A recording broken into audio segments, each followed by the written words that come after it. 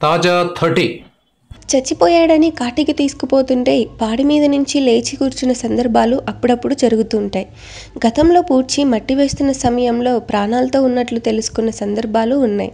రష్యాలో ఒక విచిత్రమైన సంఘటన జరిగింది.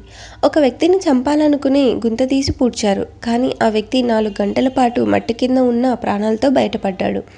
ఇక్కడున్న వ్యక్తి పేరు కిక్మెట్ సలేవ్. స్వస్థలం రష్యాలోని మాస్కో. ఇతను బిజినెస్ అవసరాల కోసం ఒక ఫైనాన్స్ కంపెనీ వద్ద 30 మిలియన్ల రూబుల్స్ను అప్పుగా తీసుకున్నాడు. రష్యాలో కరెన్సీని రూబుల్స్ అంటారన్న సంగతి తెలిసిందే. ఈ 30 మిలియన్ రూబుల్స్ మన కరెన్సీలో సుమారు 34 కోట్ల రూపాయలకు సమానం. బిజినెస్ అన్నాక ఆటుపోట్లు ఉంటాయి. భారీగా నష్టం రావడంతో కిక్మెట్ తాను తీసుకున్న రుణాన్ని తిరిగి చెల్లించలేకపోయాడు. 1,00,000 2 లక్షలు కాదు, ఏకంగా 34 కోట్ల రూపాయలంటే ఎవరు ఊరుకుంటారు?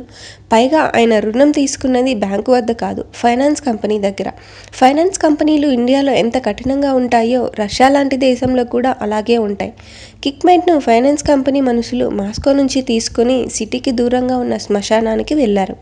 అక్కడ గొయ్యి తీసి కిక్మెట్ను పాతిపెట్టారు. అతడి వద్ద ఉన్న సెల్ ఫోన్ను వారు గమనించలేదు. ఈ సెల్ ఫోన్ కిక్మెట్కు ప్రాణాన్ని పోసింది. గుంతలో పూడిపోయినప్పటికీ అతి కష్టం మీద ఫోన్లో తమ్ముడికి తన పరిస్థితి వివరించాడు.